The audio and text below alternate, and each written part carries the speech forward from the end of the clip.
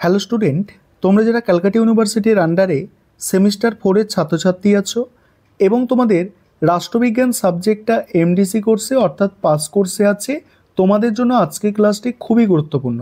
আজকের ক্লাসে তোমাদের সিসি 4 পেপার থেকে একটি মোস্ট ইম্পর্টেন্ট 15 নম্বরের প্রশ্নের উত্তর নিয়ে আলোচনা করব। প্রশ্নটা হচ্ছে সমন্বয়বাদের ওপরে টিকা, বা ঘুরিয়ে প্রশ্ন আসতে পারে সমন্বয়বাদ বলতে কী বোঝো, এর প্রসারে কবিরের অবদান। বা প্রশ্নটা আবারও ঘুরিয়ে আসতে পারে সমন্বয়বাদের প্রসারে কবিরের অবদান আলোচনা করো। মোস্ট ইম্পর্টেন্ট একটি প্রশ্ন।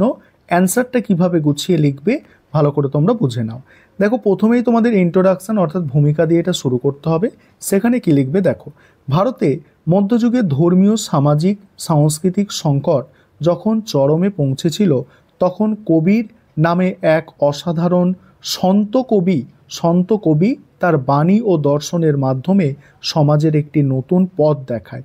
হিন্দু মুসলমান বিরোধ, জাতপাত বিরোধ, ধর্মীয় গোঁড়ামির বিরুদ্ধে তিনি কণ্ঠ তুলেছিল এবং মানবতাবাদ, ধর্মীয় সহিষ্ণুতা এবং একত্ববাদের বাণী প্রচার করেছিল। এই নিরিখে তিনি ছিলেন সমন্বয়বাদের এক পান পুরুষ। তারপর হচ্ছে সমন্বয়বাদের প্রসারে কবিরের অবদান। প্রথম পয়েন্ট হচ্ছে এখানে এক ঈশ্বরের ধারণা, যেটাকে তৌহিদ বলা হয়। কবির দৃঢ়ভাবে বিশ্বাস করতেন ঈশ্বর এক ও অভিন্ন। তিনি রাম, রহিম, হরি, খুদা সব নামেই সেই এক পরম সত্তাকে দেখতেন। তার মতে রাম রহিম এক হ্যাঁ, নাম ধারায়া দো। এই চিন্তার মাধ্যমে তিনি হিন্দু মুসলমান উভয় সম্প্রদায়কে বুঝিয়েছিলেন যে ধর্মীয় ভেদাভেদের নিরর্থক, ঈশ্বর সকলের। সেকেন্ড পয়েন্ট হচ্ছে দেখো, বাহ্যিক আচারের বিরোধিতা। দেখো, তিনি মন্দির, মসজিদ, প্রতিমা পূজা, নামাজ, তীর্থযাত্রা ইত্যাদি রীতিনীতিকে আক্রমণ করে বলেন ঈশ্বর বাহ্যিকতায় নয়, অন্তরে বিরাজমান। তার মতে পাথর পূজে হরি মিলহ তো মে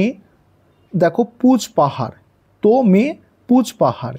এইভাবে তিনি ধর্মকে আচার নির্ভরতা থেকে মুক্ত করে অন্তর্মুখী এক পথ নির্দেশ করে। জাতিভেদের বিরোধিতা। কবির জাতপাত ও বর্ণভেদের বিরুদ্ধচারণ করে বলেন সকলেই স্রষ্টার সন্তান। তার মতে মানুষের প্রকৃত পরিচয় তার কর্ম ও চরিত্রে, জাতিতে নয়। এই মানবতাবাদী দৃষ্টিভঙ্গি হিন্দু মুসলমান সহ সব শ্রেণীর মধ্যে সাম্য প্রতিষ্ঠার পথে সহায়ক হয়। পরের অংশটুকু আলোচনা করব। তার আগে যে বিষয়টা বলার আছে, তোমাদের জন্য অনলাইন কোচিং ক্লাস চলছে। এই সেমিস্টারে আর আমাদের অ্যাডমিশান ক্লোজ হয়ে গেছে, হবে না। পরের সেমিস্টার থেকে তোমরা অ্যাডমিশান নিতে পারো নিচের নম্বরে যোগাযোগ করে। এই সেমিস্টারে তোমরা যদি কেউ স্টাডি মেটেরিয়াল পারচেস করতে পারো, মানে চাও আর কি, সেক্ষেত্রে তোমরা স্টাডি মেটেরিয়াল পারচেস করতে পারো। দেখো, পরের পয়েন্ট আছে কি, জনভাষায় বাণী প্রচার। এখানে কি বলা হচ্ছে দেখো, কবির প্রচলিত সংস্কৃতি বা ফার্সির পরিবর্তে সাধুকরী ভাষা ব্যবহার করেন, যা ছিল হিন্দি, ব্রজ এবং আওধির সংমিশ্রণ। এতে সাধারণ মানুষ তার বাণী সহজে গ্রহণ করতে পারে।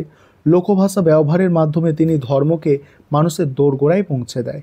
পরের পয়েন্ট হচ্ছে প্রেম ও ভালোবাসার বাণী। কবিরের মতে ঈশ্বর লাভের একমাত্র পথ প্রেম। তিনি বলেছেন দেখো, ঢাই অক্ষর প্রেম কা পরে সো পণ্ডিত হওয়া। ঈশ্বর ও মানবতার প্রতি নিঃশর্ত প্রেম ছিল তার বাণীর কেন্দ্র। আর এই প্রেম দর্শন হিন্দু মুসলমানের মধ্যে সেতুবন্ধনের এক শক্তিশালী হাতিয়ার। পরের পয়েন্ট হচ্ছে নৈতিক মূল্যবোধের উপর জোর। দেখো, সত্যবাদিতা, অহিংসা, দয়া, আত্মনিয়ন্ত্রণ, এই নৈতিক গুণাবলীর ওপর কবির সর্বদা গুরুত্ব দিয়েছেন। তিনি বিশ্বাস করতেন ধর্মীয়তা মানেই সততার পথে জীবনযাপন। উপসংহারে কি লিখবে দেখো, আর তোমাদের উত্তরগুলো কিন্তু খুব বড় করলে চলবে না, মোটামুটি 300 শব্দের মধ্যে লিখতে হবে। ক্যালকাটা ইউনিভার্সিটি তোমরা দেখবে কোয়েশ্চেন পেপারে লেখাই থাকে 300 শব্দের মধ্যে, সেক্ষেত্রে 350 হলে চলে, তার থেকে বেশি বড় করার চেষ্টা করো না। তারপরে উপসংহারে কি বলা হচ্ছে দেখো, কবির ছিলেন এমন একজন সমাজ সংস্কারক যিনি ধর্মীয় সংকীর্ণতার ঊর্ধ্বে উঠে মানবতার বার্তা দিয়েছেন।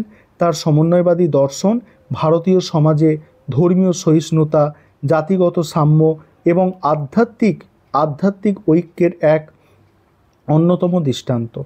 অন্যতম দৃষ্টান্ত। আজকের সময়ে যখন ধর্মীয় বিদ্বেষ ও হিংসা মাথাচাড়া দেয়, তখন কবিরের শিক্ষা আমাদের জন্য পথপ্রদর্শক। তার জীবন ও বাণী শুধু ইতিহাস